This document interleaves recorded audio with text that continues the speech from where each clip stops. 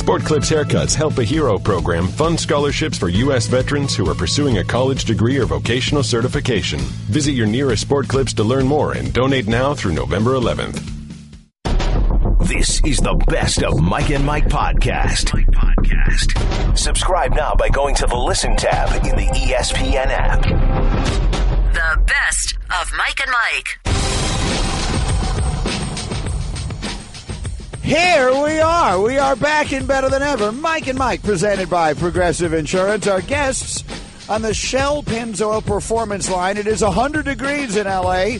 for the start of the World Series tonight. Of course, we'll have every pitch of every game right here on ESPN Radios. But the Dodgers and the Astros are not the only ones bringing the heat on this Tuesday morning. How about Carson Wentz? How about Fly, Eagles, Fly? Mike Golic, your old team, as voiced by John Gruden last night, is right now the best team in the National Football League. They are the best team in the NFL. They're a complete team in the NFL, 6-1, 2.5 game lead over Washington. They swept the season series. Now, Carson Wentz, you want to talk about the definition of first-year to second-year improvement. He is there right now, leading the league in touchdowns with 17. His escapability is just fantastic, getting out of trouble.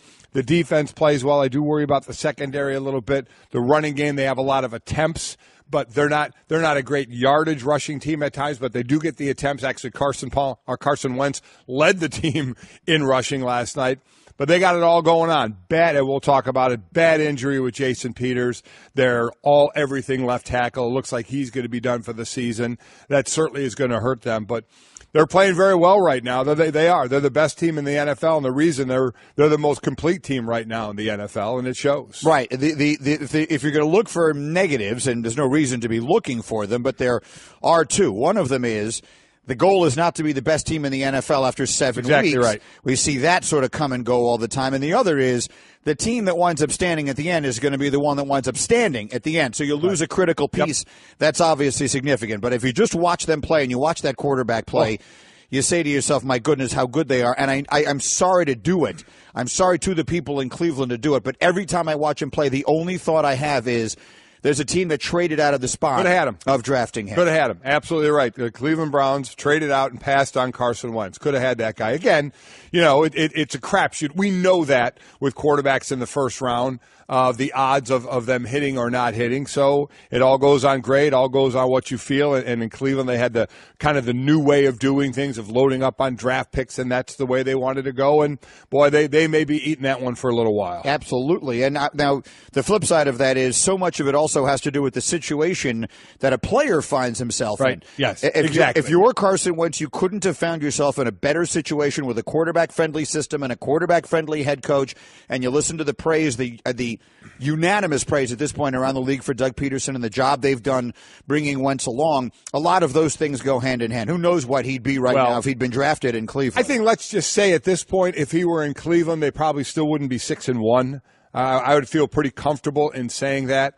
But you do have to give a lot of credit to Doug Peterson. John Gruden broke down a great play at the goal line that Carson Wentz used a ton in college. And when he got here to the Philadelphia Eagles, he talked with Doug Peterson about, hey, this is a great play. I'd like to incorporate this. And it's about coaches understanding what their players can do and incorporating their talents. We see it in Tennessee with Mariota.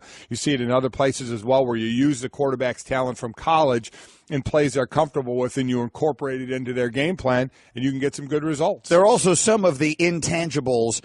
Many of them you can't see. You can't measure what a guy's going to be like when he's gotten hit 12 times and he's got to get up there and still throw a big pass on third down. Maybe you can't tell that from meetings and interviews. But what you can tell, and the thing I think you can tell anyway, and the thing that everyone says about him is the extraordinary professionalism. I mean, the first guy in, last guy out, all that kind of stuff. But right now, Carson Wentz, who has played all of 23 games in the National Football League, if you were to stop the league right now and say, who's the MVP, would it be him? I think right now I have two awards that are done. He's the MVP, and Josh Adams from Notre Dame is the Heisman winner. I think we have those two awards pretty much locked up, right? All of a sudden, Golic cares about the Heisman. It's the greatest award of all time. All you've done is criticize the Heisman ever since the day Tim Brown walked off the podium with one is the last time you cared about it. But if you're going to give it out, okay, I know they're listen, every December they give this thing out every year, so if you're going to do it, let's give it to the right guy. So maybe we'll give that one to the Notre Dame kid. And is Wentz right now the current favorite for the MVP? There's only one player in Eagles history who was named the MVP by the Associated Press. It was not Mike Golic. No, it was not. It was not Reggie White. No, it was not. It was not Randall Cunningham. No, it was not. Someone who played a lot longer ago than that. Do you know who it was? I don't. It was Norm Van Brocklin in 1960. It's a couple of years ago. Is the only Eagle ever to be named the league MVP. Right now, I think if he were to stop the league right now, it would be Brady and Wentz. I think. I agree. Right? Yes. I mean, Brady was carrying a bad defense. Kareem Hunt is going to get some votes for even though he's a rookie for what he's doing, but he's not going to be he's not going to be up with those guys. But it's a name at least you should mention. And we've got a lot more season to go. But I would say those two guys, yes, Brady and Wentz. And so there you have it after the Monday Nighter. Let's get going here with Off the Top, and we'll start with some basketball. And the Greek Freak just keeps putting up ridiculous numbers for the Milwaukee Bucks. Mike, he is now the betting favorite for league MVP in Las Vegas. Giannis Antetokounmpo. Wanted to get the name. I tried in there. Second player in NBA history to average at least 35 points, 10 rebounds, and 5 assists over his team's first 4 games of the season. Joining happened a long time ago, gang. Last year, Russell Westbrook did it. So, and what did Russell Westbrook wind up doing? Yeah, he ended up being the league MVP. We keep talking about this guy and what he is and when he's going to rise up and be the guy. We know the top players, obviously Westbrook, Harden, who was right there, Durant, LeBron, all guys, that have the hardware like that. And this guy Antetokounmpo his athletic ability is ridiculous for his size and what he's able to do. So he's fun to watch individually. Let's see what he can do with the team as well. We keep talking about guys who are going to change the league, right? Anthony Davis was going to change the league, and Karl Anthony Towns is going to change the league, and Joel Embiid is going to change the league, and Kristaps Porzingis is going to change the league. This guy's the guy. Well, and when you can be put in with another name like this, he has 147 points overall this season, passing some guy named Kareem Abdul-Jabbar for most in Bucks history through the team's first 4 games of a season. How much more can you change it? I mean, we see big guys playing away from the basket. Basically, he's a big guy that may be the best, most athletic big guy. I don't know how you change a game anymore with how great athletes these guys are. The thing is, when we talk about guys like Davis and particularly Towns, we say they're the bigs that almost have some guard skills. This guy's a guard. I mean, if you told him he had to play guard, he could. And at 6'11" or whatever it is that he is, he's ridiculous. He is genuinely the Greek freak. Speaking of which, Ben Simmons is a legit 7 feet tall. He had his first career triple-double last night, and something tells me, Mike, it won't be his last. Yeah, the only other players in NBA history who had triple-doubles within their first 4 games in the league were the Big O, Oscar Robertson, in his debut for the Cincinnati Royals back in 1960, and Hambone Williams in his 4th game for the San Diego Rockets in 1967. We wanted to see Ben Simmons. We got a couple of guys that just have come into the league. Fultz, who's the number 1 pick this past year, and Simmons, who didn't go to the NCAA tournament. Simmons missed all of last year. If you go to Philly, that's kind of how it works.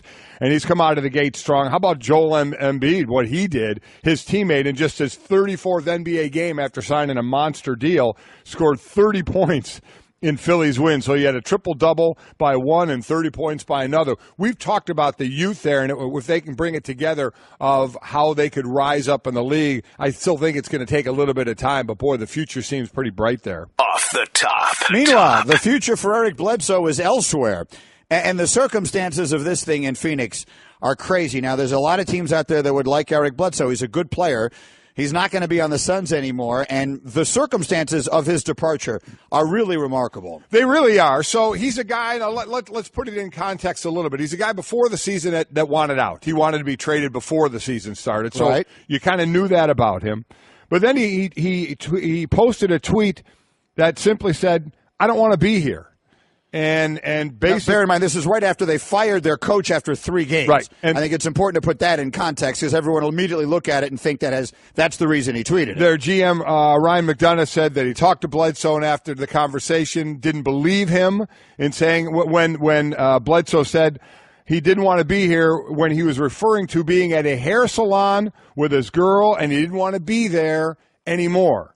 That's what he said he meant by, I don't want to be here. McDonough, the GM, didn't believe him. He's not part of the team anymore. They'll look to trade him. Interesting little note here, by the way, is if you look at his timeline, Eric Bledsoe is a very big tweeter with no context.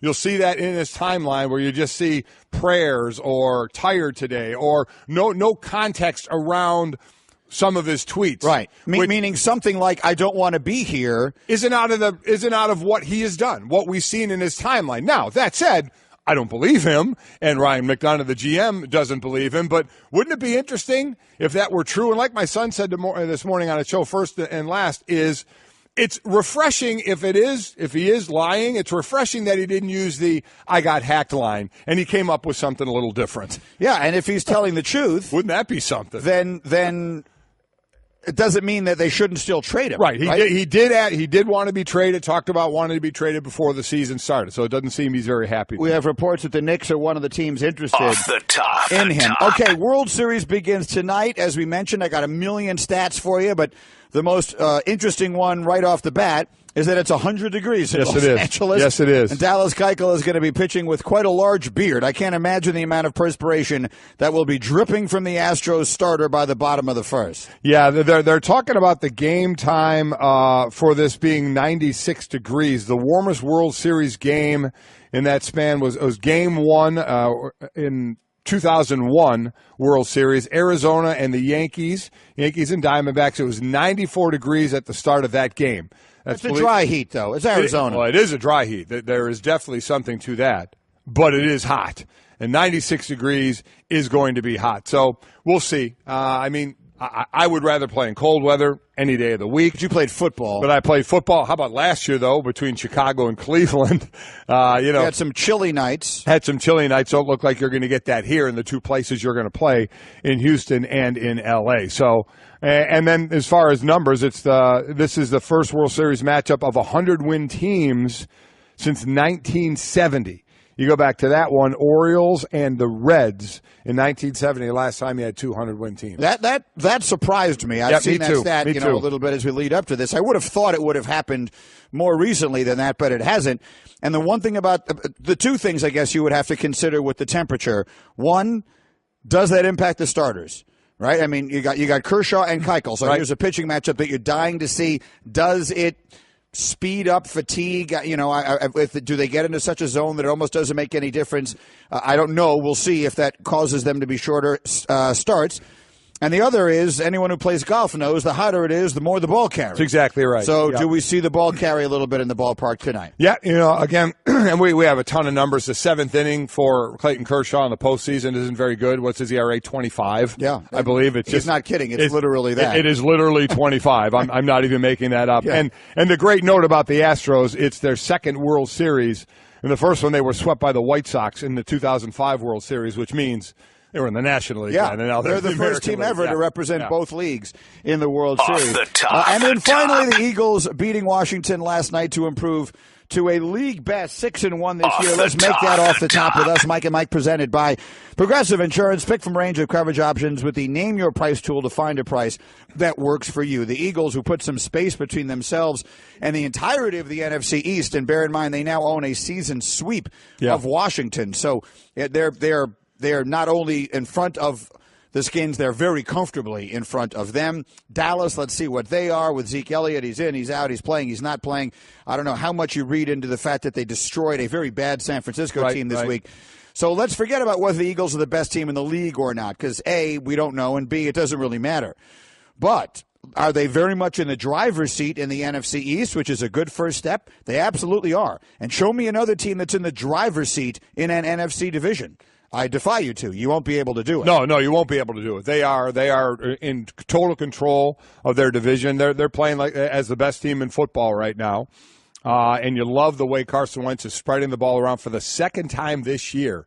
4 touchdown passes to 4 different receivers. I mean, that's beautiful when you can't zero in on the one guy, even though the one guy, if you're going to zero in, is going to be the guy he has a great relationship with, and that's Zach Ertz, right? The tight end. Zach Ertz has 5 touchdowns this year. That's tops amongst tight ends. And as we mentioned, Wentz was also the leading rusher with 64 yards. Watching him get out of some of the issues or some of the positions that he was in when you thought the Redskins had 3 sacks on him and could have had a few more.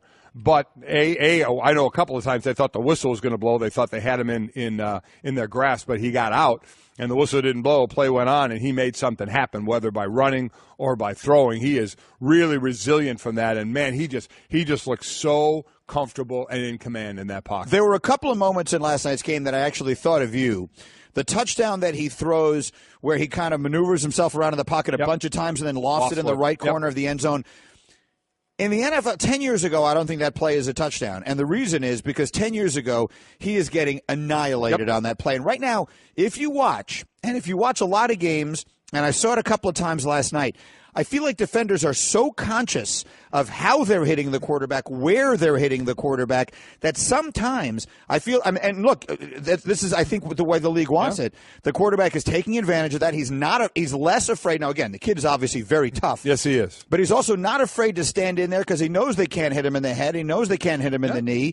And, there was a time when he would have just gotten so drilled on that play that maybe it would have been a touchdown, but he would not have played the rest of the game. Defenders are in a tough position, whether it's DBs on where to hit a receiver, defenseless player, as they say, and yes, I'm using air quotes, or hit the quarterback. You're right. We saw more than a few calls on Sunday where I'm just like, are you kidding? It's a tackle of the quarterback and a flag comes out. So, yeah, making defenders a little bit gun shy. I get it because A, you don't want to cost your team 15 yards, and B, you don't want to be fined.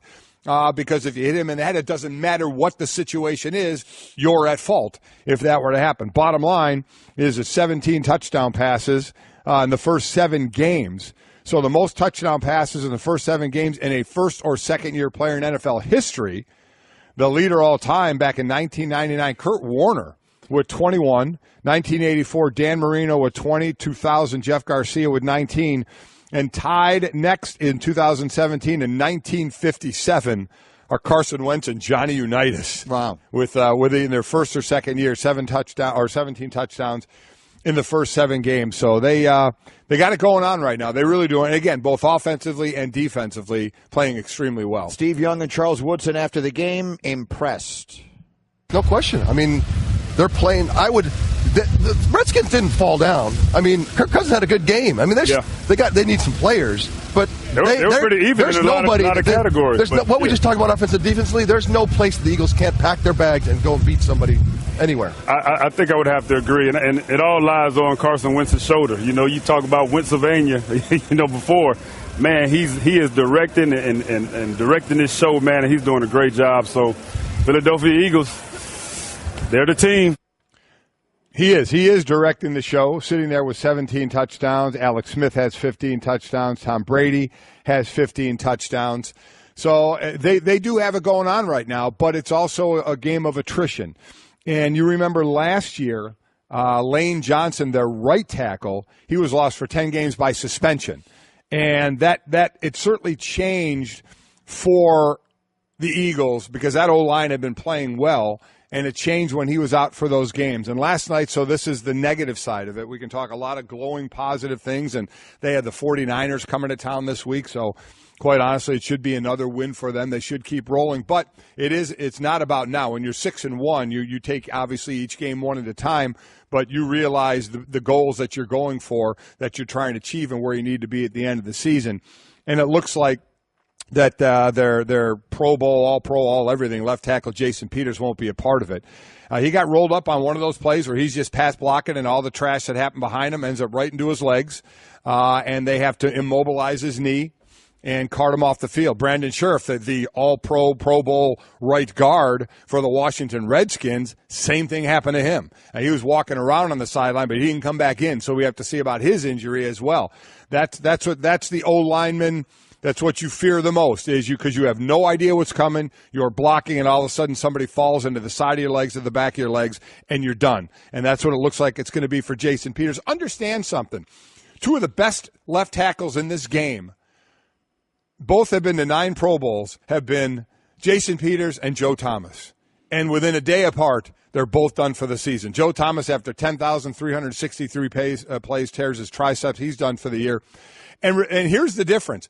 I believe, and he was 2003, and I think Peters was 2004 in the draft. So Joe Thomas was the number 3 pick overall in the draft. So out of Wisconsin, the expectations were very high, right? Of course. He was a tackle in college. He was a tackle in the pros and never left that spot. Jason Peters, this is how it works sometimes with players. I believe it was 2004 that he was drafted, 9 Pro Bowls. He's 35 years old. He's from Arkansas. He was a tight end at Arkansas. He went undrafted as a tight end at Arkansas. And so I got a $5,000 signing bonus and became a left tackle and became one of the great left tackles through his era without question. So 2 guys, the best at their position for a number of years, came into the league a year apart, came at it differently, but the end result the same is they're some of the best in the league. And unfortunately now, as you mentioned, we know that Thomas is done for the year, and we haven't gotten a full status report on Peters, but you could see it. You could see, and you probably have Lane Johnson now flip over to the left side, but now you're shuffling your line a little bit, and we'll see where it goes, and we'll check out their depth. The best of Mike and Mike. Back and better than ever, presented by Progressive Insurance. Our guests on the Shell Pennzoil Performance line in this hour, they'll include Rob Manfred, Commissioner, Major League Baseball. World Series starts tonight. Tomorrow at this time, we'll have John Gruden and Kirk Herbstreit back-to-back. Gruden and Herbie every Wednesday in this hour on Mike and Mike. I got a bone to pick with Herbie. Well, listen, you made that very clear yesterday. Have you cleared the air with Herbie? No, I didn't clear the air with him. Absolutely not. Again, the reason is last week I thought College Game Day, the great College Game Day show, would go to Notre Dame, USC. They went to Penn State, Michigan. Okay, understandable. Cool, understand. Neither one was a great game. So afterward, Notre Dame wins, Penn State wins. Penn State's going to Ohio State, who was on a bye. Notre Dame is going to play North Carolina State, another ranked team, another big game. So I thought game day, maybe go to Notre Dame. Maybe I could be the celebrity picker. I never got to do that. No, they're going to Columbus. They've already been to Columbus. They're going back to Columbus to do a game with Ohio State and Penn State, who they just did this past week. All because Herbie, Mr. Ohio State alum, wants it in Columbus. Or at least that's my story, and I'm sticking to it. So Herbie cost me a chance to be a celebrity picker by having game day at Notre Dame. Not that they would have asked me to be the celebrity picker, but at least I could have dreamt that. Well, they might have asked you to be the celebrity picker. They might have, but now picker. You know what they're not going to do? They're not going to have me be the celebrity picker in Columbus. I will say this. Yeah. Ohio State, Penn State is the better game. No, it's not. It's the bigger game. No, it's not. It is sort of almost. I know what it is. It's like an elimination game in the Big Ten. Right? If Penn State vaults this hurdle, then they're looking at, I don't want to look past anyone, but fairly smooth sailing on into a potential conference championship matchup with Wisconsin. If Ohio State wins, then they've made up all of their previous sins, and that Michigan game will probably be for themselves a chance to go on and play Wisconsin. And if they win, they're probably playing for the national title, or the college football playoff. So this feels like a CFP play. Can I ask you something? Sure. If either team loses, if Ohio State loses, they're out. Definitely. Okay. Yeah. If Ohio State loses, they're out. If Penn State loses, there's still a chance. If Penn State loses, there's a chance, but they're in big trouble. Okay, let me ask you a question. Yeah. If Notre Dame loses, are they out? Yes. North Carolina State has one loss. If they lose, are they out? Yeah. Okay. There you go. Enough said. Fair enough. So Golic is making the argument that was the bigger game. Thanks, Herbie. The game, I don't know why you're making this a Herbie thing. You're come on. Create a rift now with behind Herbie? The scenes, Mr. Ohio State alum, Mr. Ohio State quarterback. We don't have enough problems now. We need to have a fight with Herbie here. Wait till tomorrow. All right. According to FPI, the winner of Penn State Ohio State has a 97% chance to win that half of the Big Ten, and thus go on and play most likely Wisconsin. Overwhelmingly likely Wisconsin for the Big Ten title.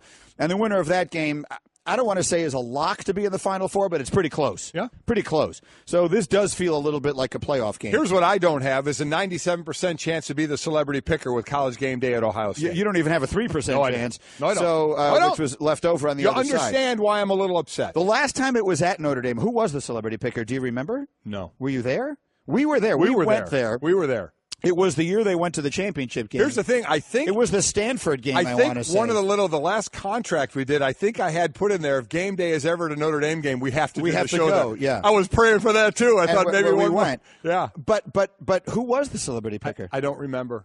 When I'm not the celebrity picker, I don't care who it is. But was it? I mean, who would be Regis? You know who was in town. I don't know. Regis Philbin, Joe Montana. We all know the football players. Yeah. Who are the other really famous alums from Notre Dame who are not football players? Condoleezza Rice. She's okay. Big one. Pretty big one. That's a big one. Mm-hmm. Vince Vaughn. They had Vince Vaughn.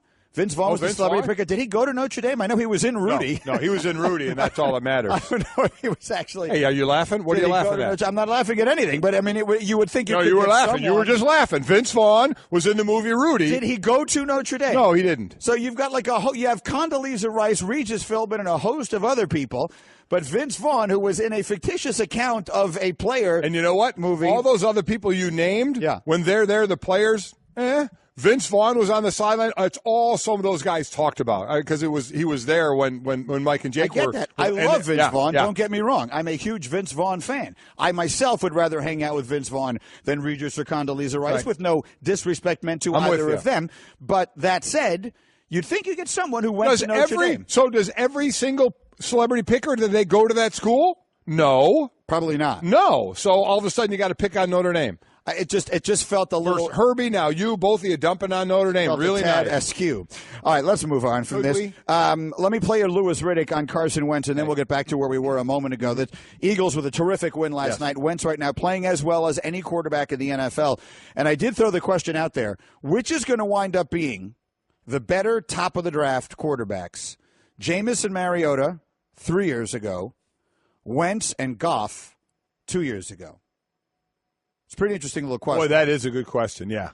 So I'd love to hear your take on that. And while you're thinking about it, I will play you Louis Riddick, who watched Carson Wentz last night and was impressed. What he shows you is that he has such tremendous command of what's going on the football field. He's an extension of the coaching staff. You see him navigate the pocket here to be able to step up and then still see out of the corner of his eye, still see a receiver open in the corner of the end zone here and put it perfectly on the money as the running back converts the route and takes it up the field. While he's getting hit. Look, that's next level stuff. That's something you just don't see from a second-year player usually. That's why Carson Wentz is just special. This is the part that's the most impressive. He's just an extension of the coaching staff, and he is manipulating the offense in accordance with what he is seeing defensively and just taking it to the opposition here and just throwing absolute lasers for touchdowns. You know, listen, I obviously think it's too early to answer your question, but it's a good question that we can keep charts on, obviously, as the years go on. You know, Jameis Winston, he threw a lot of interceptions his first year with 15. He threw a lot of interceptions last year with 18. Has 4 this year with 10 touchdowns. Did throw 28 touchdowns, though, last year. Marcus Mariota, he doesn't know how to throw an interception in the red zone. He's been unbelievable throwing the ball there. Look, maybe the good news is they're all good. Yeah, and that bodes very well for the future of the National Football League because despite your protest, what everybody wants in football is good quarterback play. That said, the whole art of the draft is deciding one over the other. So if you were right now just drafting one quarterback class versus the other, just on potential, on their future, based exclusively on everything we've seen so far, I think I would go right now. It's tough. And listen, it's tough. I mean, last year, Mariota with 26 touchdowns, just 9 interceptions. I mean, and doesn't throw them in the red zone. Jameis, is going to throw some touchdowns, throw some good footballs.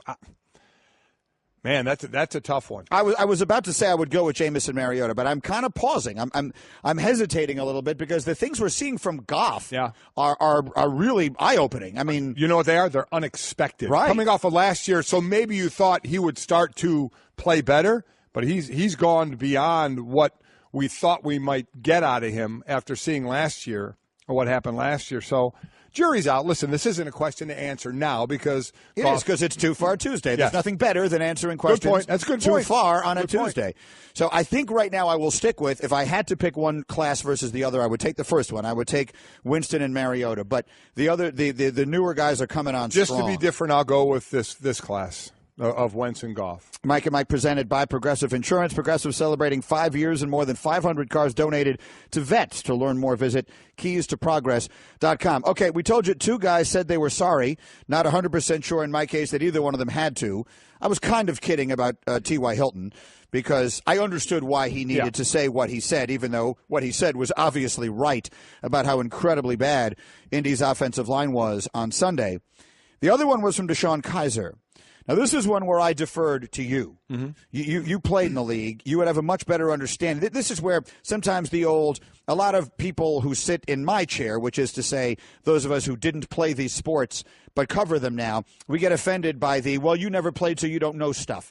There's no reason to be offended by this. This is stuff you would know that I wouldn't. Right. Will the other players in that locker room look askew at Deshaun Kaiser for being out on a Friday night? No. That's the kind of thing I don't know. And you said no, they won't. No, they won't. That to me is the only thing that matters. Doesn't make any difference what the fans think. Doesn't make any difference. Well, I guess it does matter what the coaches think. Oh, yeah, it does. But what matters is, will it actually have an impact on his ability to play in the game?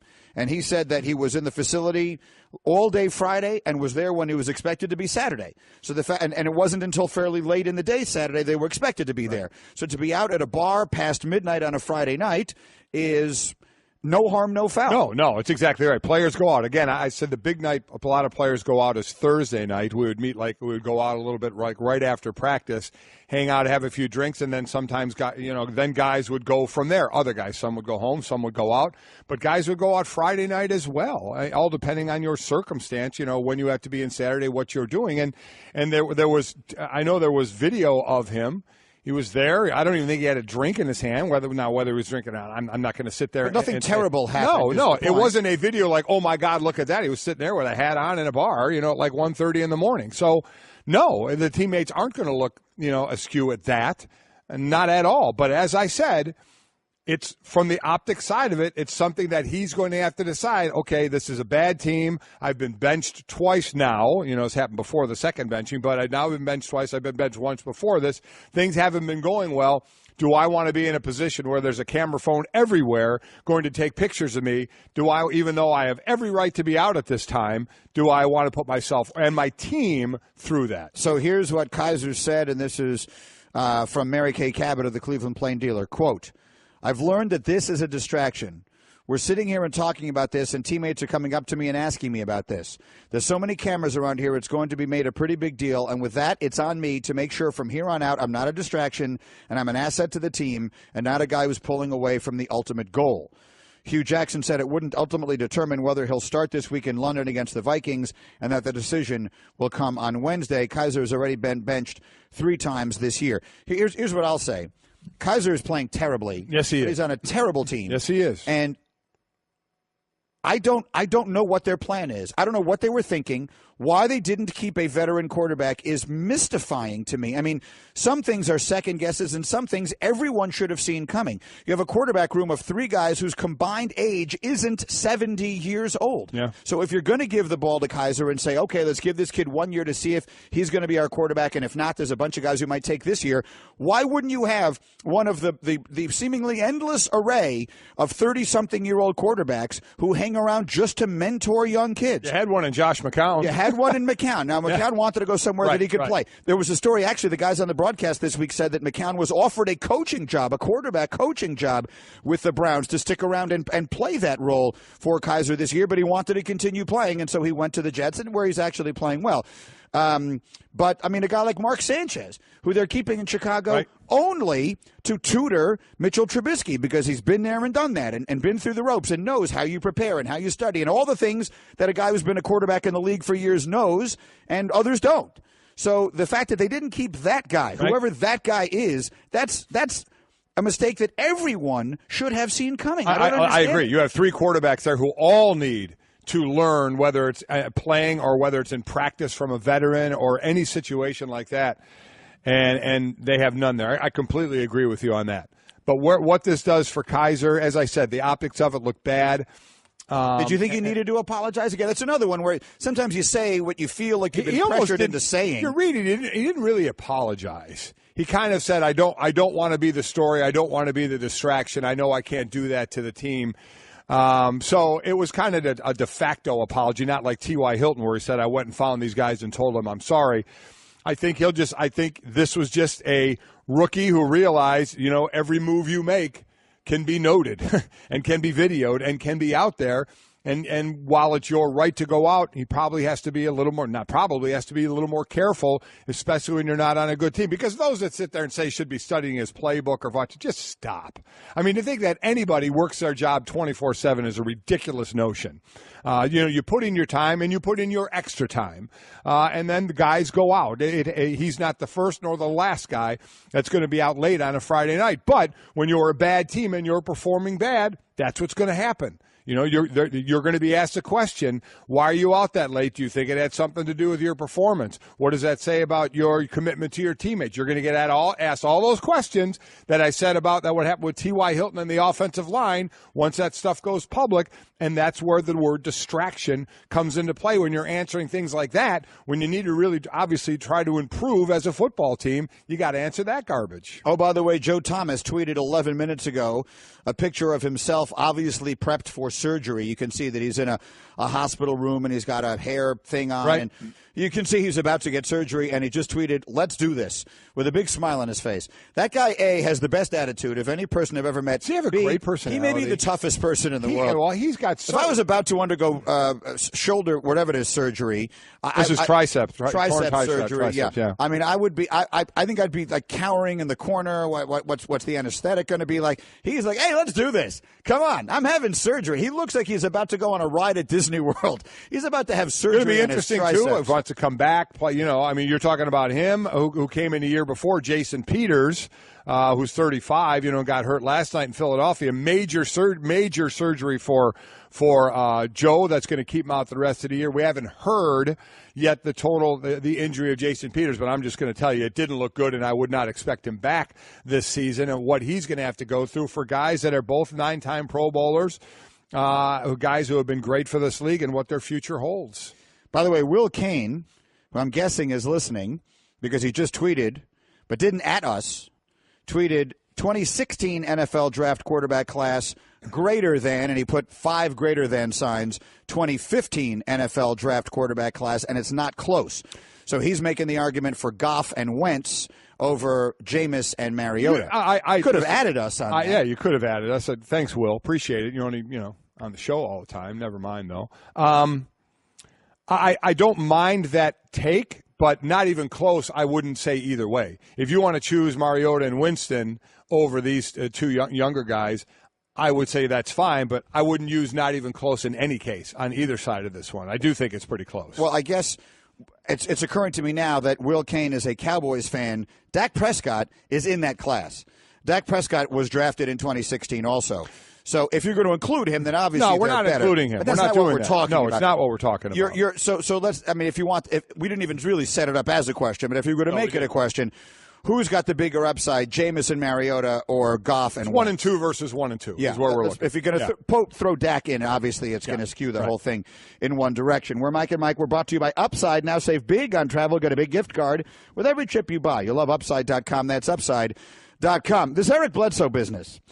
Well, I found this story hilarious to watch unfold yesterday. But speaking of it unfolding, I actually think that he may have an argument. Mm-hmm. So here's the way this thing goes. The Suns get off to another bad start. They're in their 9th different stage of rebuilding. And they fire their coach after 3 games. And right around the time that they fired their coach, Eric Bledsoe just tweets, "I don't want to be here." Now, immediately everyone assumes he's saying, "I don't want to be in Phoenix anymore." Right. He's making a statement. And before the season started, he said he wanted out of there, wanted to trade. So it's not like, people were shocked if they thought he was associating that with the team. So this is brought up to Ryan McDonough, the general manager of the Suns, who says he talked to Bledsoe about it, and he does not believe Bledsoe's story. Bledsoe says that the reason that he tweeted that is because he was in a hair salon with, to quote Brian McDonough, his girl, and Bledsoe just was tweeting, "I don't want to be here." And we have evidence that suggests that might actually be a viable story. Let me play you the Ryan McDonough sound first. You guys saw his tweet last night. I gave him a call last night and asked him about that tweet and, just to clarify what he meant by it. And he said he was at a hair salon. It wasn't about the Suns or anything related to the Suns. He said he was at a hair salon with this girl and he didn't want to be there anymore. So I don't believe that to be true. So we thought about it, talked about it with Robert and my staff and Coach Triano and his staff, and decided it's what's best for the organization. So he won't be with us, going forward. Okay, so he doesn't believe it to be true. Right. However, Mike Golic has done a little investigative journalism, otherwise known as looking at someone's timeline. That's exactly right. And look what he's found. Eric Bledsoe's timeline. Now, again, you see the tweet, I don't want to be here. Really no context of it. It didn't, hashtag Suns, Phoenix Suns, anything like that. Mm-hmm. Just said, I don't want to be here. Suns thought it was about them, and he said, I was at the hair salon, didn't want to be here. So I have 7 tweets from Eric Bledsoe from January 20. These aren't all his tweets, but I picked these out from between January 29th and September 30th.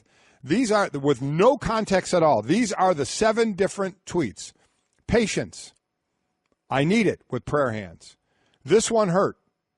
Only going to make me stronger. Wow. Thank God. I'm so tired. No context, no about anything, no hashtag, anything. So you didn't really know. This is kind of what he does. As some of our guys said, he's kind of a boring tweeter. But there's no context to those. So could he have been telling the truth?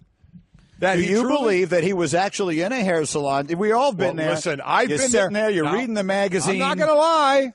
When we're out in Arizona, my wife gets her hair done. Our guy Ricky does it. He's a great guy. Love him. He was. I met him at your wedding. At the wedding, Jake's wedding. They have cookies at that salon. So you enjoy it. So I sit there and I enjoy it. I enjoy the company of Ricky. And I love where I am right now. Yeah, with no context whatsoever. Then you might say, well, everyone would say, oh, Golic wants to move to Arizona. Yeah, no. exactly. He's happy sitting in the salon eating the cookies while Ricky is doing. Is there Chris's hair? Is there any chance you believe him? Yes, I do. You believe him? I believe him.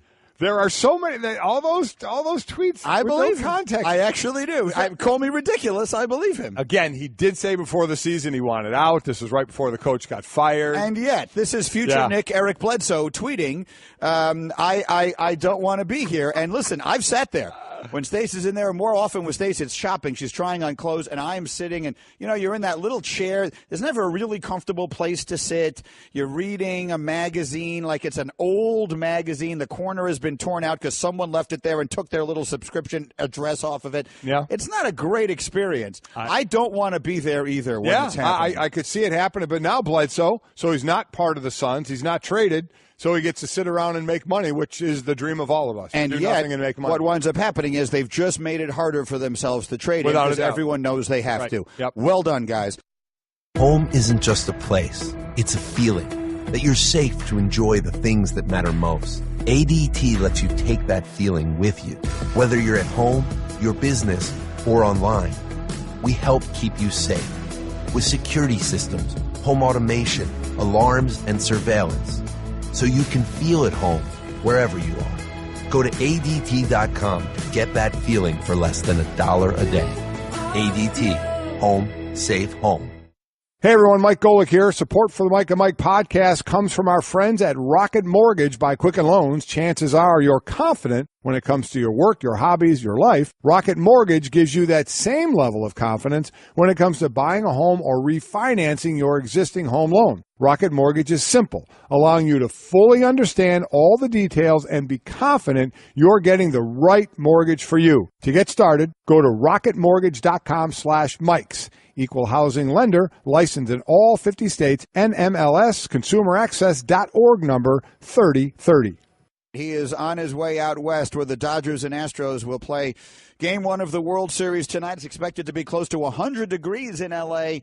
And trying to keep cool will be the Commissioner of Major League Baseball, Rob Manfred, who joins us early this morning on Mike and Mike. Hello, Commissioner. Good morning, guys. How are you? Doing well. Well, we're fine, but we're worried about you here. Obviously, heat is a consideration. Forget about the players. They'll be fine, but it's you that I'm concerned about sitting there in the luxury box. Give us a sense of the, you got to be hydrating right now. Give us a sense of all the precautions and the preparation that you're doing for the steamy temperatures in Los Angeles tonight.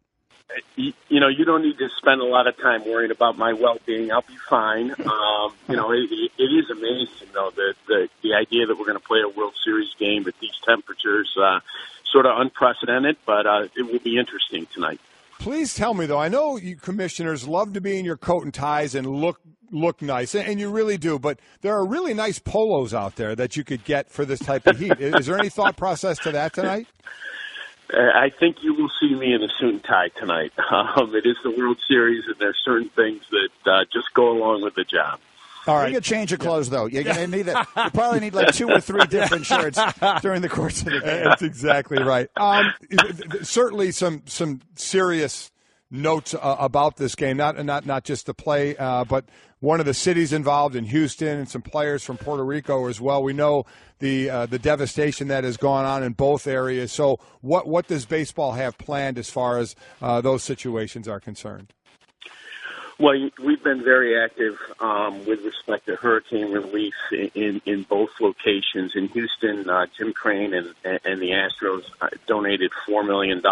They had specific on-the-ground programs to put together backpacks for kids to go back to school.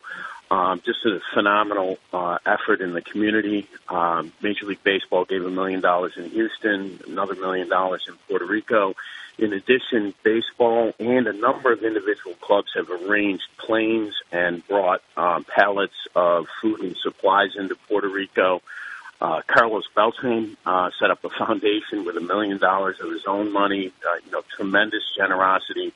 And throughout the postseason, T-Mobile has been running a promotion where they're donating $10,000 for each home run hit in the hope that they'll get to $1 million for hurricane relief. So that's the backdrop here, and obviously great work being done by a lot of different people as the games get underway tonight. The Commissioner, Rob Manfred, is with us. I'm looking at numbers everywhere I look. The arrows are pointing in the direction you want them to be. TV ratings in this postseason are up 13% from this time a year ago. You had the 4 biggest markets in America as your Final Four this year, and you get the Dodgers and the Astros. So in the World Series here, which is a compelling matchup. So generally speaking, if you were to assess the way this postseason has gone from where you sit as the Commissioner, how do you feel?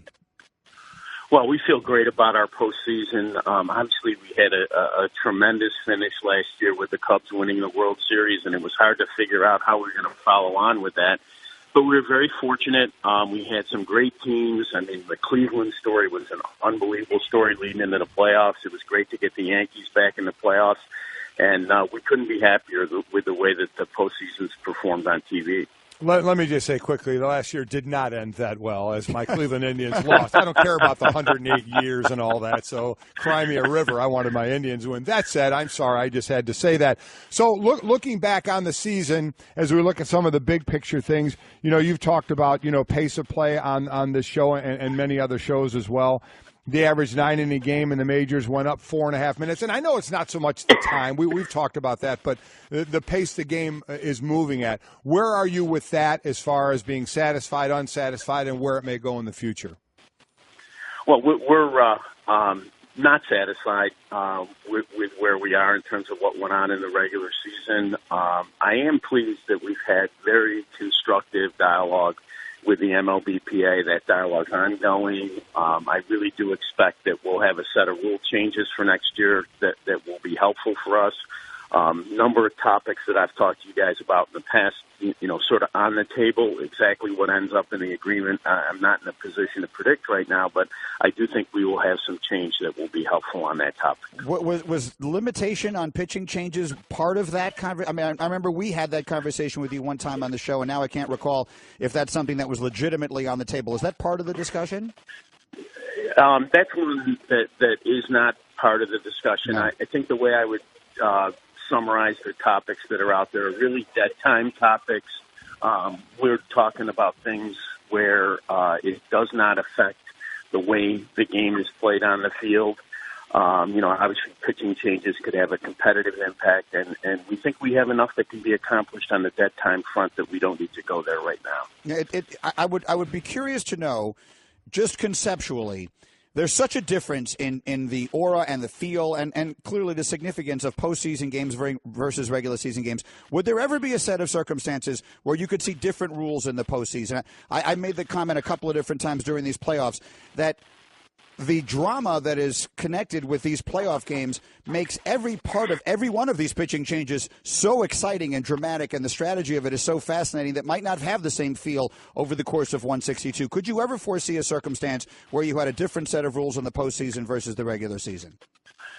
Well, let me agree with part of your premise. I do think, and we try not to talk about pace of play in the postseason for the simple reason that, that extra mound visit, that extra pitching change, or the pitcher taking a little more time to deliver a pitch, we don't worry about that in the postseason because everything is so important, so dramatic.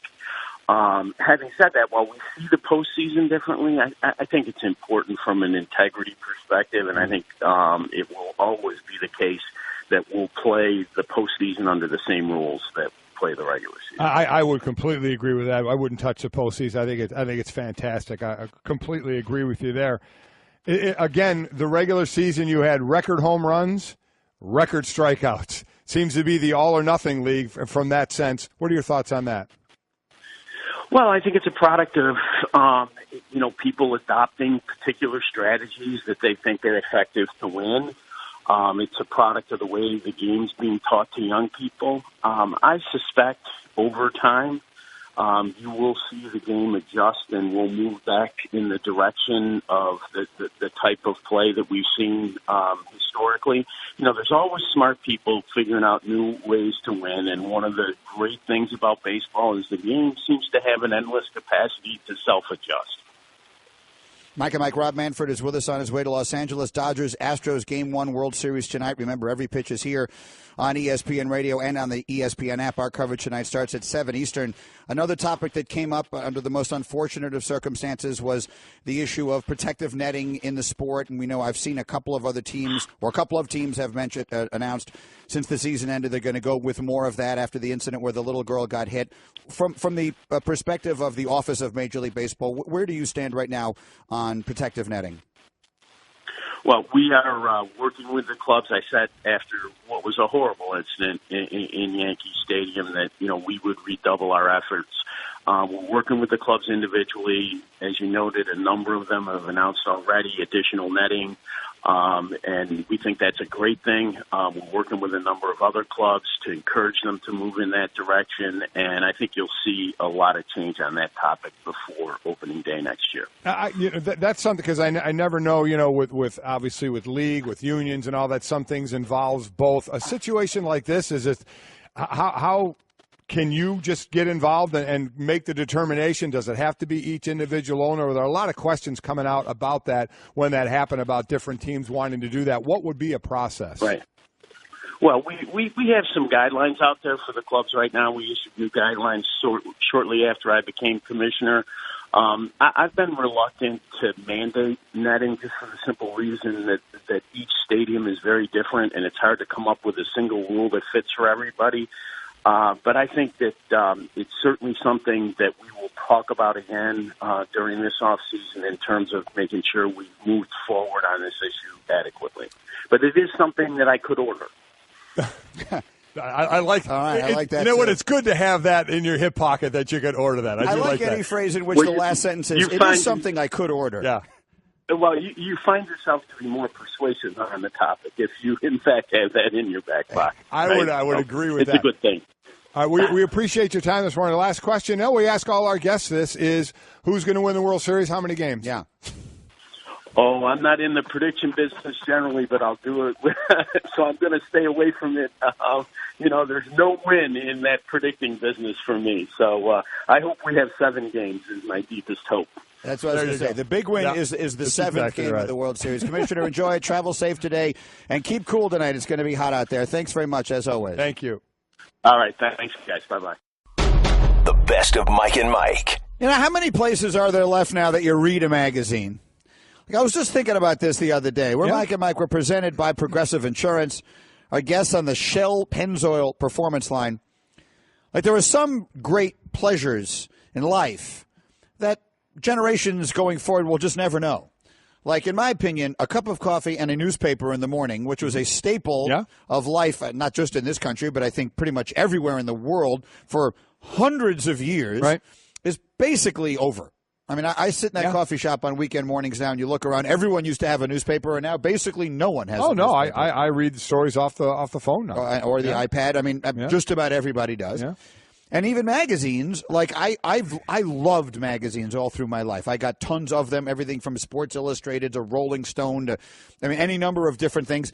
I still get one magazine. I still have one magazine subscription. I get my Golf Digest once a month. Of course you do. And I love it. Of course you do. But we were talking about it earlier because Eric Bledsoe tweeted, "I don't want to be here," and he is an out of context or no context tweeter. Yes, he is. You used the right phrase. No context of some of his tweets. These are some of his tweets between January and September. Patience. This one hurt. Wow. Thank God. I'm so tired. No context to him at all. So this was, I don't want to be here. And everybody assumed it meant he doesn't want to be with Phoenix, the team anymore. He said before the season he wanted to be traded. The season just started. They already fired their coach. Nobody thought it was because he didn't want to be at a hair salon. Right. I mean, everyone, including the Suns themselves. We played you the sound a couple of minutes ago. Ryan McDonough, the general manager, said he told us that the reason he tweeted that is because he was at the hair salon with his girl. This is his words, Ryan McDonough's words, and he didn't want to be there.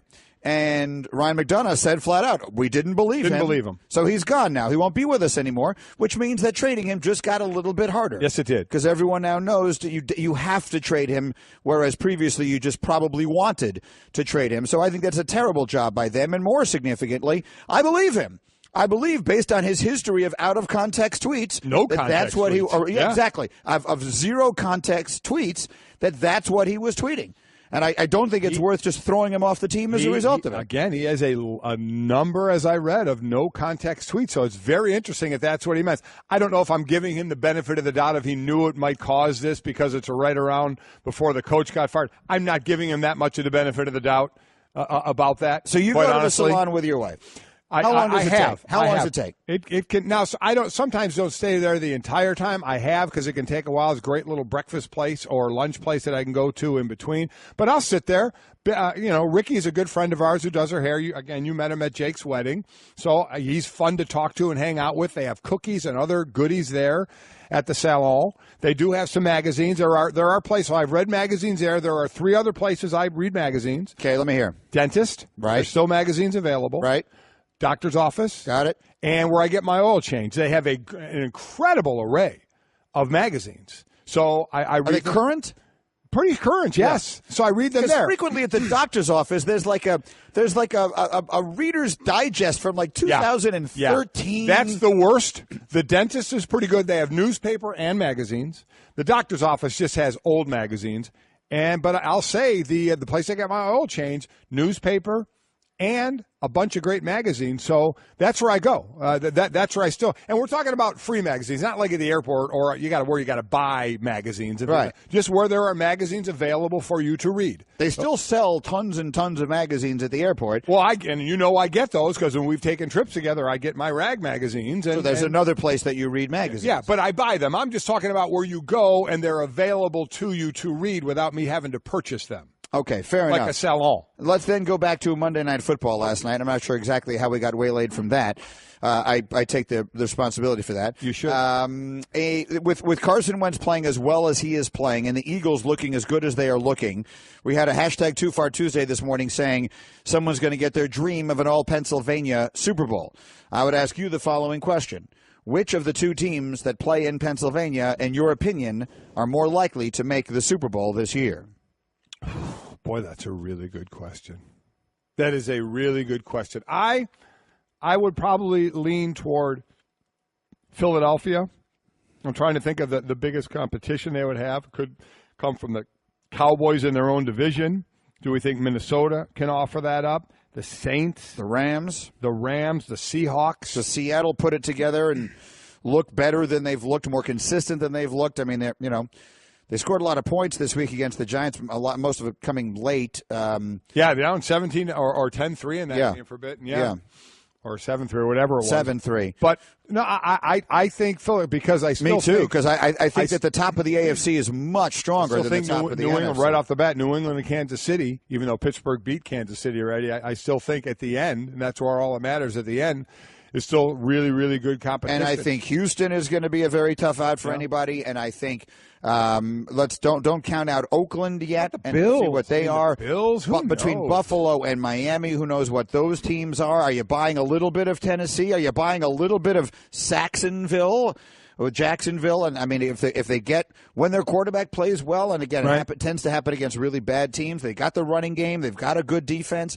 So there's a lot of good teams in the AFC, and there aren't nearly as many that we see that we like at this point in the NFC. So at this point, I think the Eagles right now look like the favorite. The Eagles right now look like the favorite, and a lot can change. This is 7 games, and they're going to play 9 more. But as of this moment, the Eagles look like the favorite to represent the NFC in the Super Bowl. And you said Schefter reported, right, that they think that the injury to Jason Peters or everything left tackle may not be as bad as it looked. It looked bad. Again, it looked bad. At the O-lineman's nightmare, you never see it coming. You're just pass blocking or run blocking, and all of a sudden somebody rolls up on you, and you're on the ground. And you saw him holding his leg, pointing to it immediately. He was in a lot of pain. They brought the immobilizer out and the card out. A lot of times you can tell by the way a player reacts of what he thinks it may be. Boy, you saw everybody going around him, and just he's so well respected and got carted off. That would be amazing if it's not as serious as it looked, and he could actually play again this year. I still don't hold out hope at this point in watching that, but hey, I'm not a doctor. Schefter tweeted, if there's some bit of encouraging news on Jason Peters, Eagles do not believe he tore his ACL per source. MRI this morning to see. So that's the news that he's getting out of there. We will do fill in the blank in a couple of minutes. Paul Finebaum will join us in a couple of minutes and much more. I want to go through a few more baseball tweets. Okay. Will Owens tweets, baseball needs to add teams to the playoffs. Teams with 90 and 100 wins missing the playoffs is crazy. And Will, I would completely agree. If that actually had happened, there was no team that won 90 games this year that didn't make the playoffs. I was just going off the top of my head. I'm thinking, wait a minute, who's he talking about? No one was even close. Okay. The best team that missed the playoffs this year, if memory serves, doing this off the top of my head, was Milwaukee. I think Milwaukee had the most wins. You have the standings there. Who had the most wins of any team that didn't make the playoffs? I think it was the Brewers. Milwaukee had 86 wins. I think that's it. Angels had 80. No one had more. Yeah. I mean, they were only like a very small handful of teams that were over 500. And Tampa Bay had 80. So, there were a few teams with 80 and then one with 86. So, that's not a true statement. Look, I mean, if there's one thing that we did see this has been a magnificent postseason. I don't know what the television ratings are going to be for the World Series. They may be down a tick compared to last year just because you had two separate things working for you last year. You had the Cubs, which was a story the likes of which you don't have now and you're not likely to have for another century. And you also had an incredibly competitive and compelling series that went 7 games. If this one is an incredibly competitive and compelling series that goes 7 games, they'll have very good television ratings. It won't be what last year's was. No. But this year you had the Cubs in the Final Four and you had the Yankees in the Final Four. So the ratings right now are in a good place. So anytime I sit here and I talk about little things, like I'm always constantly trying to tweak and adjust everything. I don't like the narrative. I don't subscribe to the narrative that baseball is in any trouble at all. I don't think they are.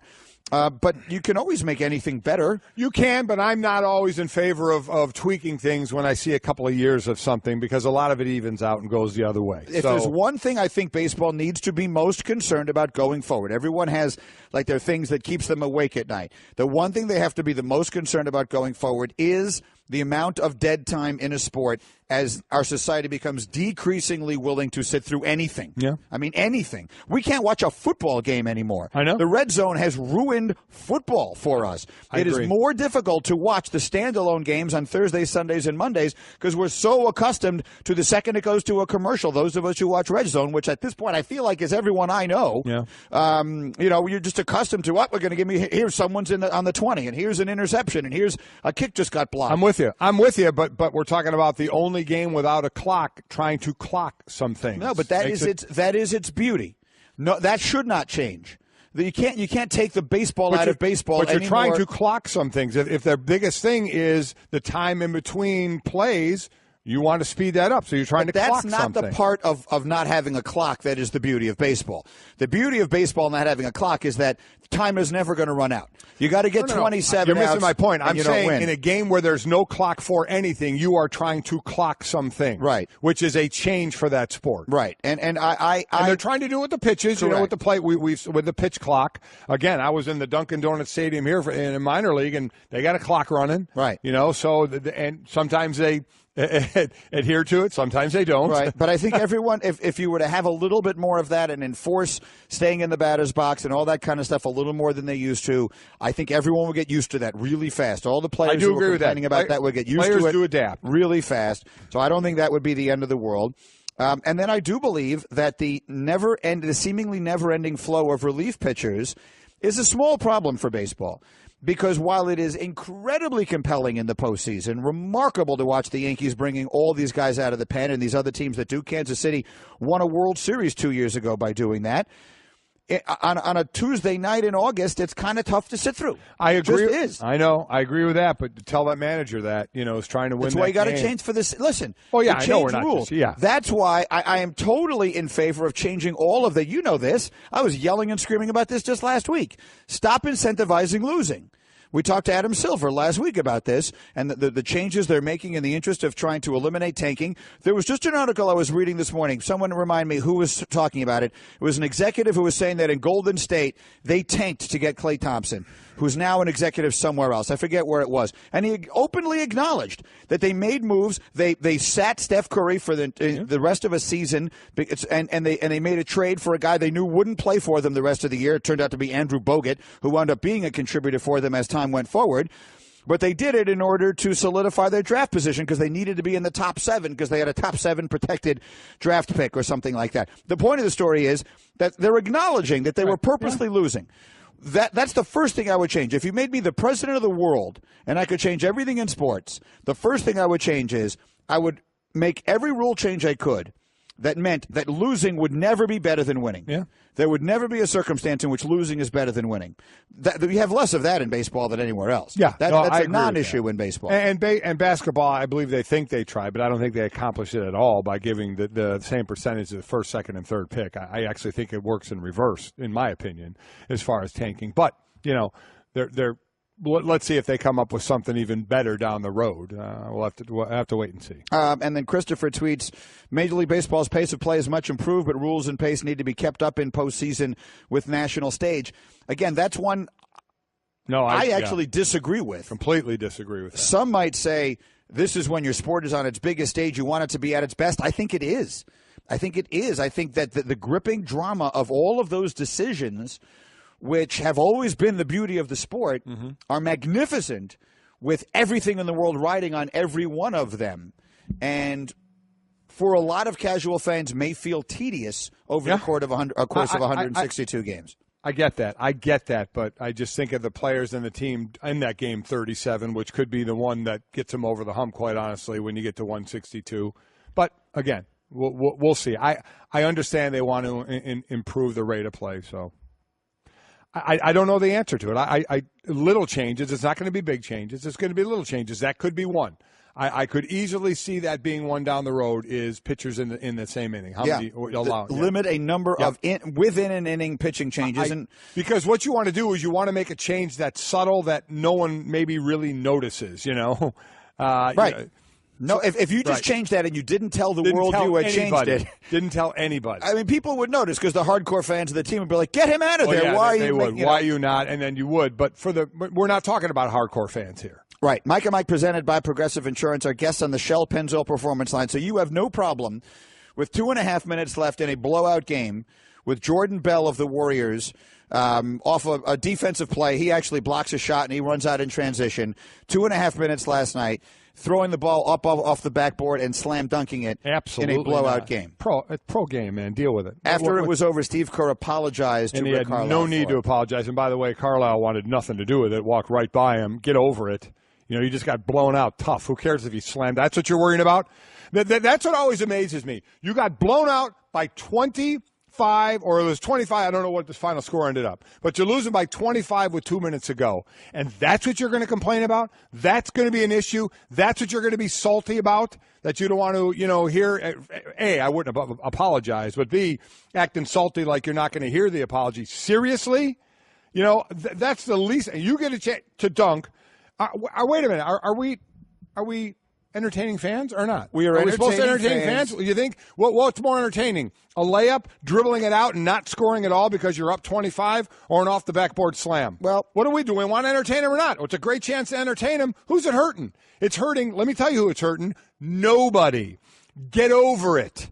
Get over it. No apology necessary. No apology needed. Slam it away, my friend. Code of conduct. Let me ask you a question. In an NFL game, if you could just run out the clock and win the game by taking a couple of knees and you throw a touchdown pass, you wouldn't have a problem with that?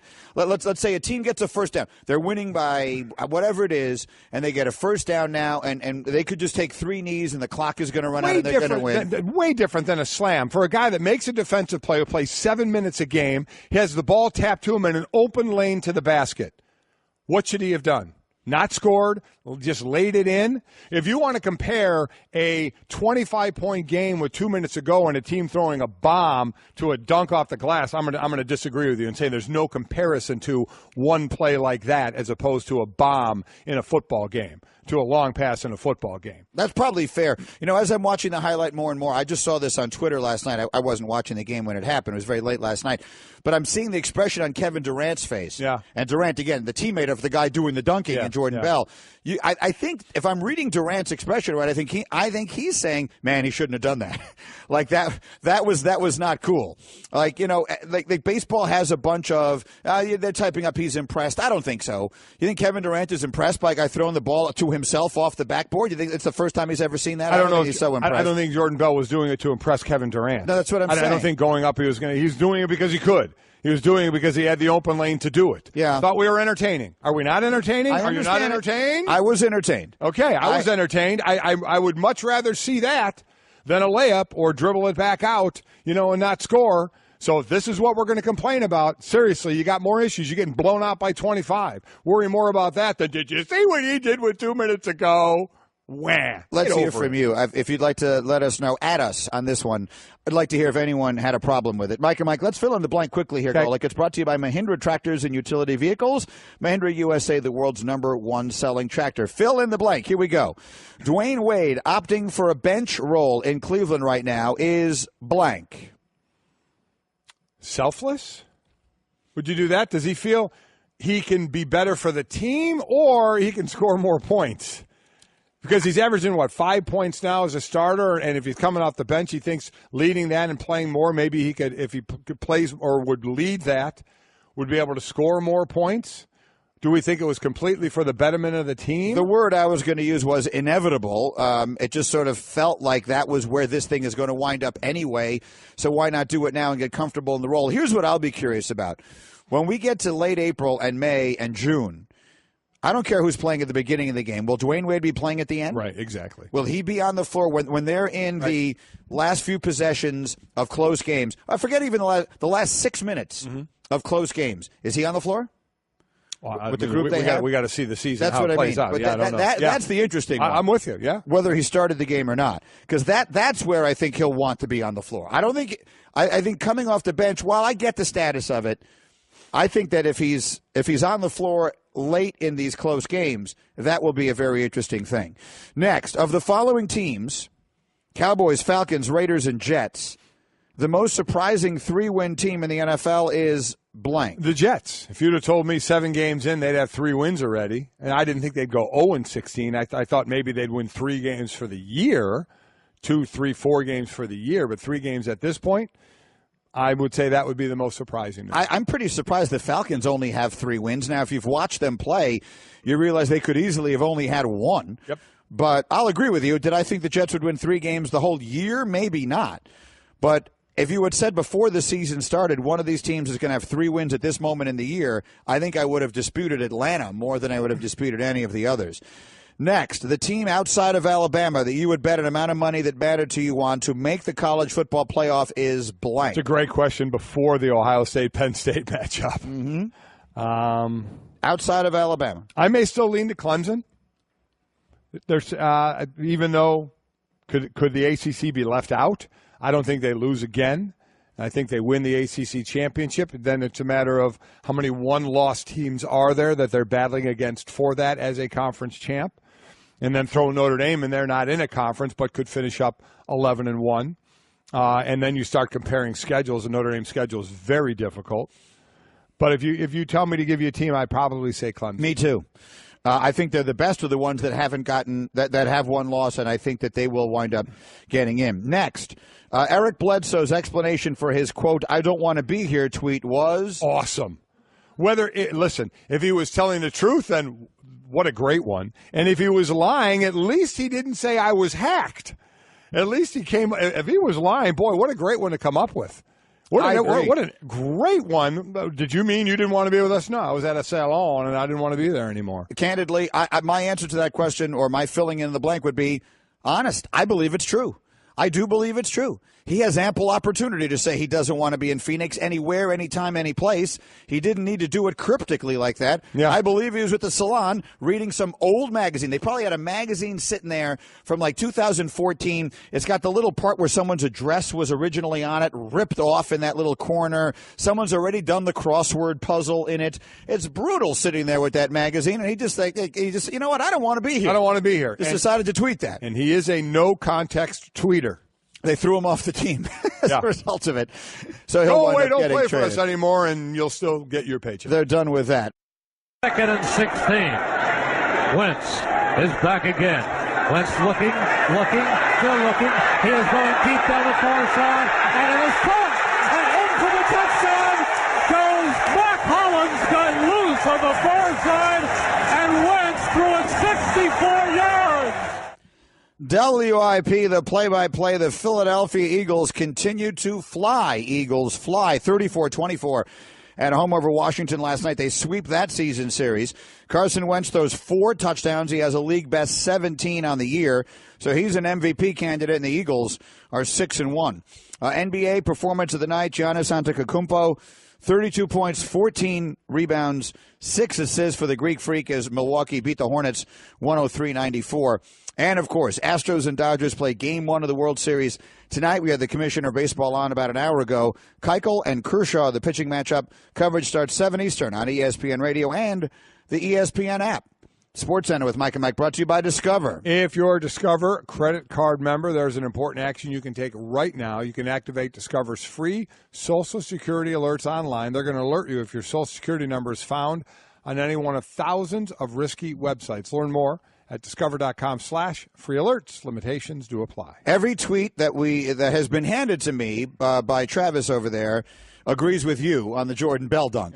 So that suggests to me that either no one agreed with me or he's just trying to take your side in this thing. I'm not sure which way the Bickler is going on this, but he hands me a sheet of 5 tweets. Every single one of them are on that side. J.C. Pacheco, no problem with the dunk. If you don't like it, stop them from doing it. Nick, my problem was he didn't tomahawk it. Money Mike, Golic is right. They're losing by 25 and they're crying about losing by 27. Dan, 100% agree with Golic. Entertain me. At Take That tweets, Golic is so right. Rick Carlisle is a baby. So every single tweet that was handed to me on this piece of paper agrees with I'm you. just amazed you're getting blown out, and that's what fans or players or coach or somebody, and I don't know what the player said. I'm not code of conduct. I'm not going to say the players for Dallas sat there and complained. I didn't hear what they said. I'm saying if anybody did complain about it, you got a lot more to worry about than if the guy wants to off the backboard slam it and entertain a few people and get something out of his 7 minutes on the court that he gets. So I have no problem with it. Let's talk some college football now. We all know Paul Finebaum from the SEC Network, the Paul Finebaum Show. You hear him every afternoon, coast to coast here on ESPN Radio, and he joins us once a week or anytime we can grab him. Good morning, Paul Finebaum. How are you today, sir? Good morning, everybody. We had a very interesting weekend in college football, and unfortunately, for me as a fan, it was disappointing. I was really looking forward with the clicker to the 2 games, the big primetime games on Saturday night, which both turned into one-sided blowouts. So Penn State and Notre Dame with those huge wins. So give us a little perspective from where you sit on the performances of those two teams and what you think those two one-sided wins mean to the big picture of college football where we sit right now. Yeah, I think, Greeny, in relation to Penn State, it was an incredible win, and I think it obviously finished off Michigan and Jim Harbaugh for this season, but it sets up what's obvious this week, maybe the biggest game of the year in college football. And the winner of this game Saturday afternoon in Columbus really has an inside track to get a spot in the playoff.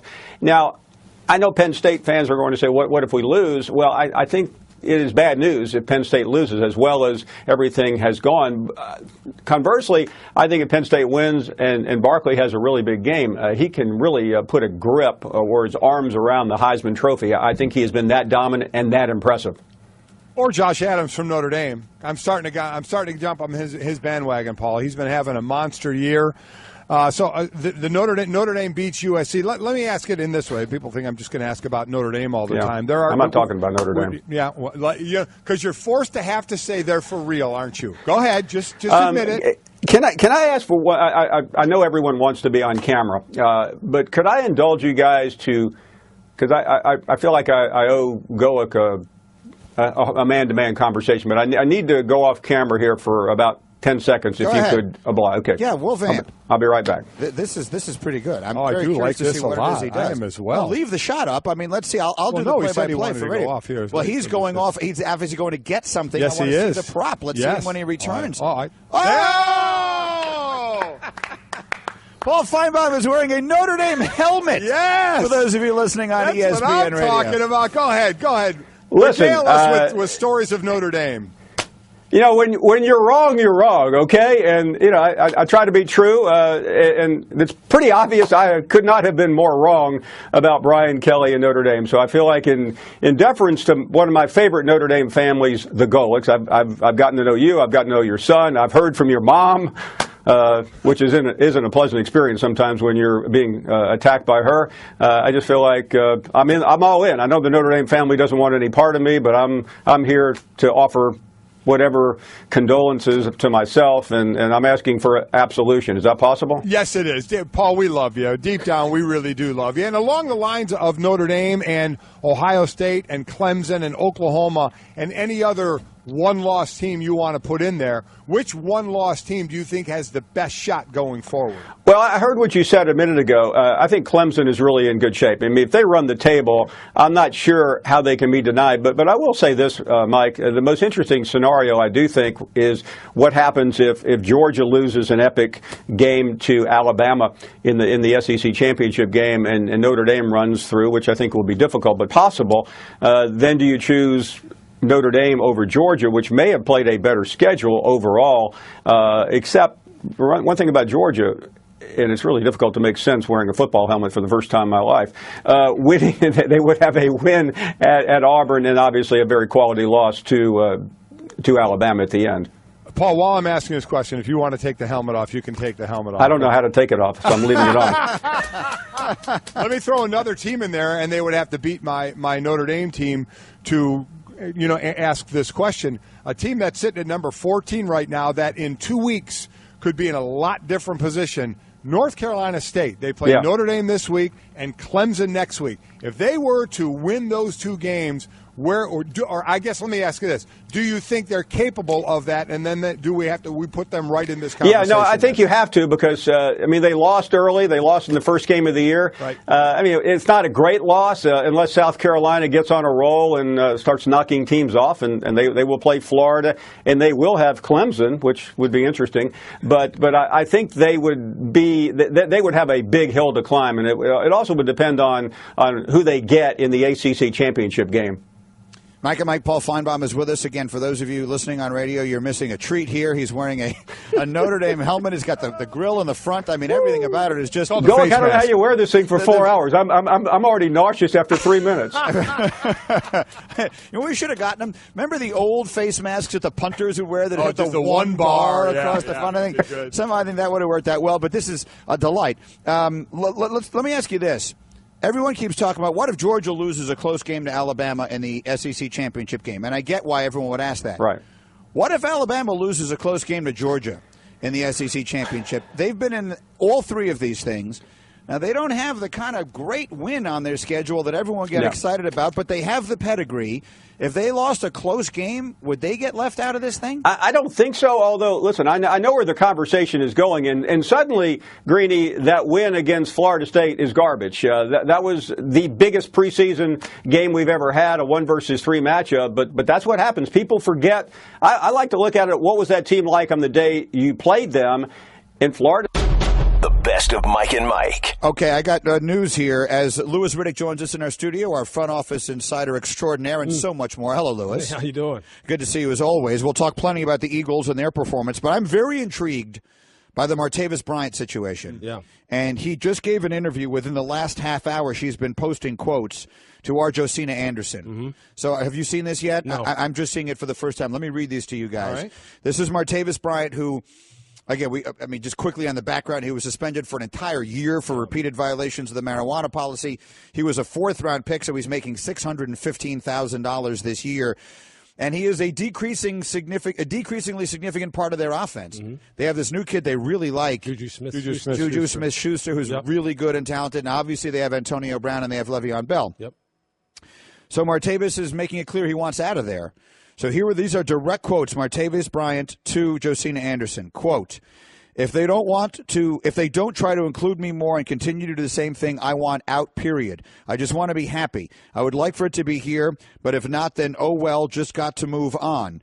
I'm not being selfish. It's just I want to help contribute, and I want to be the best player that I can be. By the end of, meaning on the trade deadline, by the end of whenever the trade deadline is, if things don't get better, then I've got to go. If they refuse to trade me, then so be it. I'm not going to re-sign. I'll just play next year out. I'm not tripping. These are direct quotes from Martavis Bryant to Josina. So you've got a smile on your face I can't quite identify, Louis Riddick. What does it mean? The lack of awareness by some people in terms of understanding where you're at in your career, what your reputation has been, and where you still have to go is just it just continues to baffle me that players like this sometimes think that because they say they're not being selfish, but the fact that you're actually doing an interview like this at this point in time, given, again, where you're at in your career, what you just came from, and how this team has really tried to, from everything that I know, do everything they can to try and get you to where you need to be, and then this is really how you handle a situation where you just don't like how you're, one, being outplayed, two, how you're being utilized. It's just baffling to me that you would go this route. It just is, and that's why I left, because this is one of those things that you can sit here and you can talk around in circles all you want, but there's really only one way to handle this kind of thing. This really is to keep your mouth shut and keep working, and hopefully what winds up happening is your coach winds up kind of getting you back into the fold. You start producing again, and if it so happens that Pittsburgh isn't the place for you, then other teams look at you as someone who's not a malcontent and not a big mouth and not a guy who's not aware of where you just came from and the mistakes you've made in the past. Because right now, I promise you, there's no GMs who are sitting there going, yeah, you know what? Let's call Pittsburgh and see if we can get Martavis out of there because, he's the exact kind of guy we want to bring into our culture. No one's doing that right now. As a matter of fact, people are doing just what I did when you were just looking at me. They're going, okay. It's amazing to me. I mean, it is selfish. You sit there, as soon as you say, I'm not trying to be selfish, it's exactly what you're doing. You're putting the spotlight on you. For a guy that all his problems he needs to look in the mirror for, when he said, I came back, I did it all myself, I got no support, that's fine, dude. And if you're back, that's great. If you kicked your problems, but they were yours. You did that. Sure. Nobody else. You put yourself in the position you're in. So now on the field, you have a chance to put yourself in a position where we're in. You know the ball's going to Antonio Brown. You know the ball's going to Le'Veon Bell. They like Juju Smith-Schuster a lot in what he's doing. The place to handle this, and I don't know if he's done this, but you know me, Greeny, and public talking like this. I hope he's had the conversation with Mike Tomlin. I hope he's done it behind closed doors to say, you know what, I'd love to be a bigger part of this offense. How can that happen? And if not, then to your point, keep your mouth shut. Contribute as best you can, and then if you get a chance, you're 25 years old, a chance to go somewhere else, you're not going to go there with somebody rolling their eyes at you saying, well, this is a guy that got himself suspended for a year, and this is a guy that wouldn't keep his mouth shut about not wanting to be somewhere because he's not getting targeted enough. It's one thing when Antonio Brown does the selfish act of why not flips me? over a Gatorade. That's what I was going to say. Is somehow when Antonio Brown is flipping over Gatorade buckets on the sideline, that's okay. But no, it's not okay. He got criticized for it. He got criticized. But the next loudly. week, they threw every single pass. And what's the difference? What's the difference? What do we always say? Talent, man, gives you the leash. Right. He's got the talent. That's the way it's good. You got to know where you are on the pecking order, and there is a pecking order, and there is a way to deal with things, especially if you will put yourself in a position where you missed an entire year for your own fault. And the only things you did, this is not the way to get yourself in a good position if you're going to be on another game. When you can't affect your on-the-field value by getting on the field and showing people that you're good, well, then you for darn sure should not be sitting there trying to decrease your off-the-field value in terms of character when people are sitting there going, well, let's just see how he handles this. Because, look, scouts and GMs, they're hypersensitive about this stuff. They don't want guys who are giving interviews who are talking about, hey, well, you know what, I'm not tripping if this doesn't. They don't want that. They just don't. Only if you're good enough. Then they'll put up with all kinds of stuff, and we know that. But you're not good enough, Marte. You just don't have enough of a resume right now, and you have too many things working against you. Just be quiet. If you want to get out of there, maybe they may go ahead and make your wishes come true. But now you're just killing your value by doing it. And by the way, you're the third most targeted guy on the team behind Antonio Brown and Le'Veon Bell. Then you're next. The last 3 games you were that was the first. That was the first day. The last 3 games, they never throw the ball anymore. It was 8 3 games ago, then 3, and then 2. He's been targeted 8 times twice this year, 6 another. There's always something else behind it. That kind of drop off like that. There's always something that's going on that we don't know. Right. And again, when you don't know, people start filling in the voids as far as what might be going on here, and you're not helping yourself doing things like this. You're just Someone tweeted us just for the sake of going through the exercise. Someone tweeted us yesterday. The Bears have a young quarterback they're trying to develop at Mitchell Trubisky. They won a game this week despite the fact that they only completed 4 passes. And at least part of the reason for that is that they have no receivers. All their receivers are hurt. Would they make a phone call over there to the Steelers and say, hey, here's a 5th-round pick or something like that? Can we have Martavis Bryant? Could they? Yeah. Are they going to want to give up anything of value for a player that now is kind of like popping off at the mouth and who has the history that he has? I don't know. I doubt it. He'd be the best. I doubt it. But you know what? But yeah, it's possible. Look, because we know this. We've just already said it. When you're in desperate times, you'll do things like this because the kid is a wonderful talent. There's no question about that. Look, all offseason, notwithstanding the things that are going on right now, all offseason, people are falling all over themselves about the kind of talent this kid has, and it's undeniable. But see, these are the kind of things when you have – Chicago right now is developing some kind of chemistry. They're not that talented, but they're developing something that's allowing them to win football games. Do you want to introduce this kind of thing to your locker room? Would this be good really for Mitch Trubisky? Is it really the kind of thing that you want? Again – this could be the perfect destination where maybe you could find yourself playing for the Chicago Bears, but you're hurting yourself by talking. That's exactly You're hurting yourself. If you want to get to a place like this, just let them do their thing. That's right. Maybe you'll get there. Yep, that's exactly right. It's. I'm not suggesting it isn't a bad situation. I totally understand that, and I understand his history. Very recent history makes him probably the last person in the world who should be doing this. Right. That said, I kind of understand a guy who is as talented as he obviously is. There have been games, you go back over the course of before he got suspended, there were times when you wondered, are they the best 1-2 punch at receiver in the whole league? Exactly there's no question that he's talented. But if you are trying to formulate an exit strategy because you want out and you truly do want out, this probably isn't the one. What Lewis said is absolutely right. There's a reason you're seeing the numbers go down like that. There's a reason that we don't know about that's going on there. If that guy's that talented, you'd want to get him the ball. But there's a reason he's not getting the ball. Yeah, there's a lot of things that always go into it. And Juju's rise as far as being a dependable player, a dependable, consistent player, obviously has a lot to do with it. All right, Mike and Mike, Louis Riddick is here with the Straight Talk, brought to you by Straight Talk Wireless. Best phones, best networks, no contracts. Jay Cutler has a couple of ribs. He is unlikely to be healthy enough to play. They play Thursday against the Ravens. He's not going to play. Let me ask you this. Do you believe that if he was healthy, after the performance Matt Moore put on in the second half against the Jets this weekend, Cutler would still be their starter? Yeah, I think he would.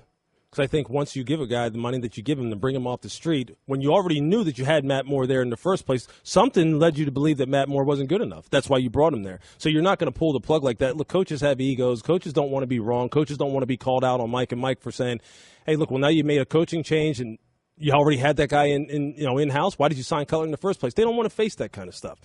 although, Ryan Clark said this was the best move that Miami has ever made, it was, by default in the history of their organization. Listen, I can't prove this. But, hey, I will say this. Matt Moore, he's been one of my favorite backups for years. When I was back in scouting, when I was with Philadelphia, I thought we should have signed him in 2011 coming out of the lockout. I thought this guy is perfect.